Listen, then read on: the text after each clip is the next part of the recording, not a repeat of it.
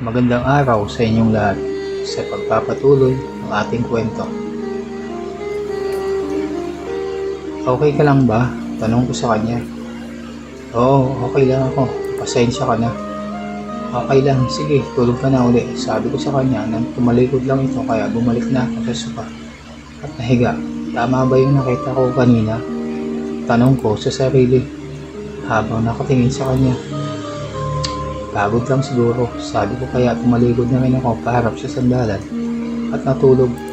Maya-maya nakarinig uli ako ng kakaibang bulong galing sa kama. Kaya tumalikod agad ako at bumangon para tingnan. Nakabukas uli ang bathrobe niya kagaya kanina. Pero ang pagkakaiba, gising ito at nakatingin sa akin habang may ginagawang pagpapala sa kanyang dibdib at sa kanyang harapan. Isabel, Dirk, halika. Sabay abot ng kamay nito at nung kinuha ko ito, hinila niya ako papalapit sa kanya. Isabel, Dirk, anong nangyari sa'yo? Tanong ko sa kanya habang nasa ibabaw ako. Isabel, mainit ang pakiramdam ko, sabi nito sa akin. Gulat na tanong ko, I'm in heat, Dirk. Please, mainit ang katawan ko.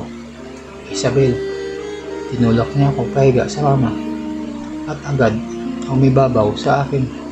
Umiinit ang katawan ko.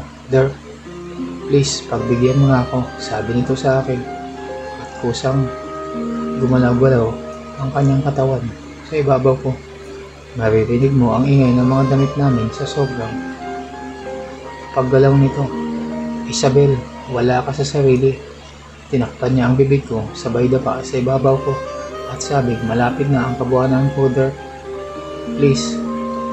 At nanlaki na lang ang mata ko sa sumunod na sinabi niya sa akin. Gawin mo sa akin yun. Mupo ito uli at hinubad ang kanyang sando at kitang-kita ko na ang maganda niyang kutis at kanyang natatagong mga kabundukan. Hinawakan niya ang dalawang yun at tumingala ito sa kesame. Sabay galaw-galaw sa ibabaw ko. Napilit pingising ang natutulog kong pagkalalaki. Nabubuglian na rin ako sa ginawa niya. Kaya unang hinawakan ko ang hita niya paakyat sa bewang niya.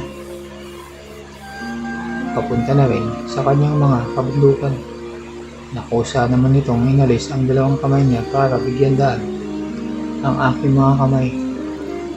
Isabel, at tumingin ito sa akin. Dirk, isang gabi lang. Sige. Pagkasabi ng ganun, bigla itong tumayo sa ibabaw ko at hinubad ang kanyang lahat na kasuotan. Nakatingin lang ako sa kanya habang ginagawa niya ito at nung wala na siyang suot, binato niya ito sa gilid ko. Kaagad ko naman itong kinuha at pansin ko meron ng pag-ambon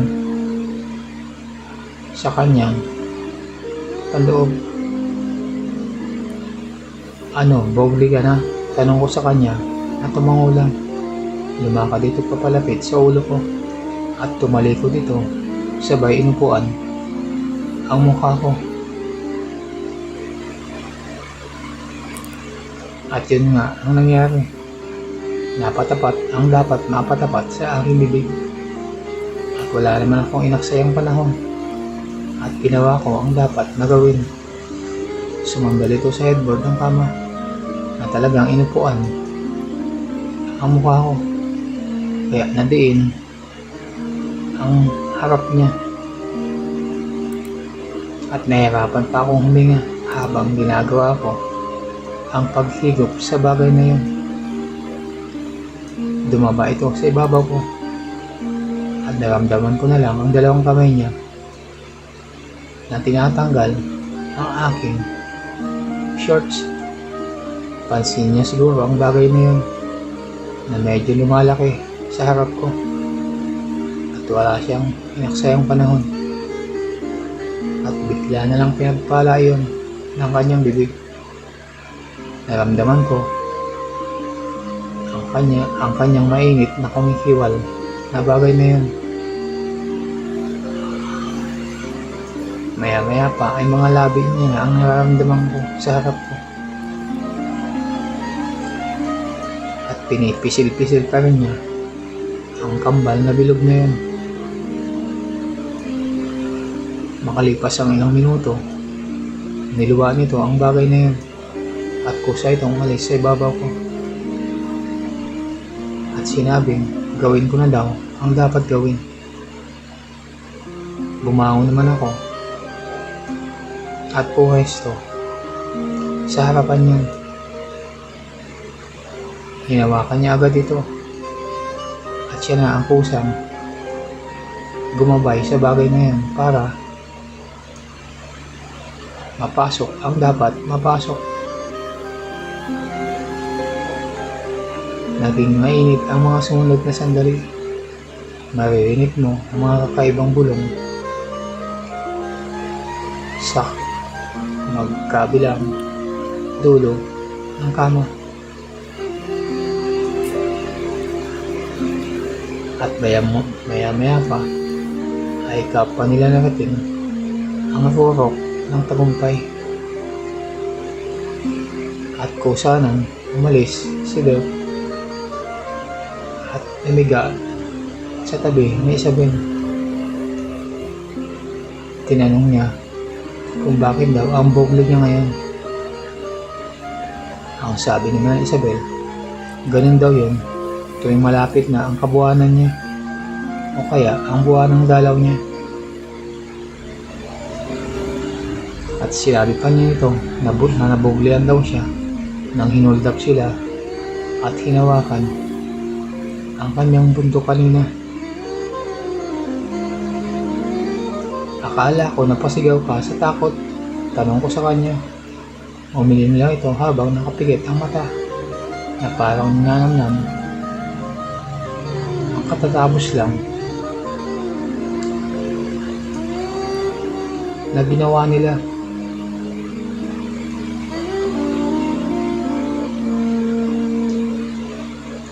Habang sila'y nagpapahinga,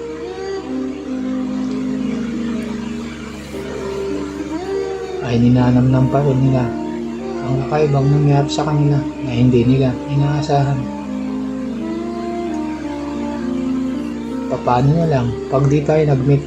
Tanong ko sa kanya habang nagpapahinga kami.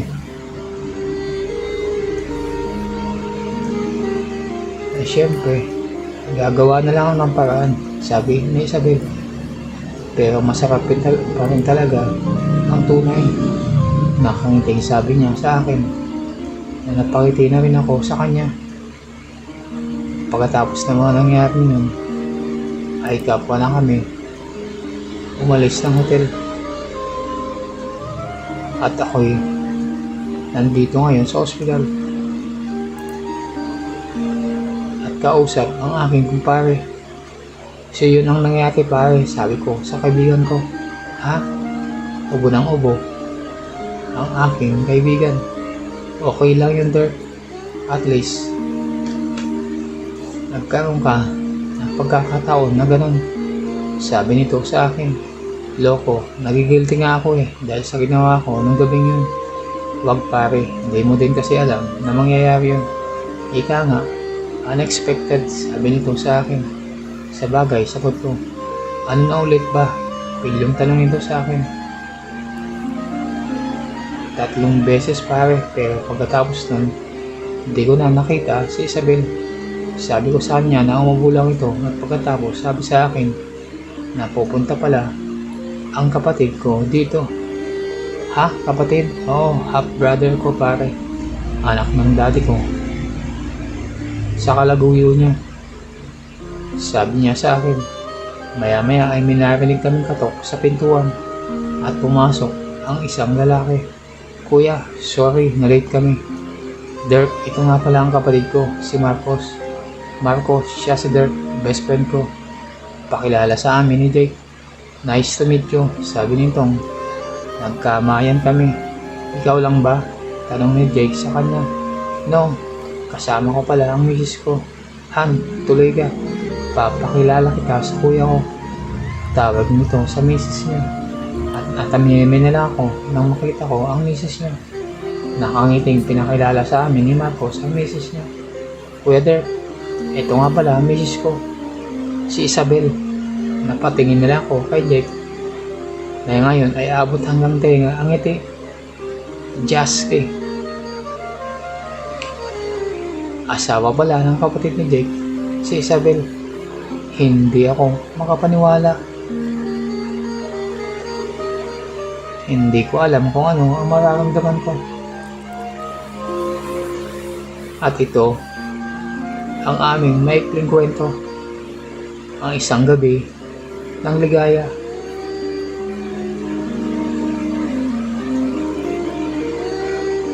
At dito na nagwawakas ang kwento ni Dirk at ni Isabel. Pinagtagpo, ngunit hindi pwedeng magkatuluyan.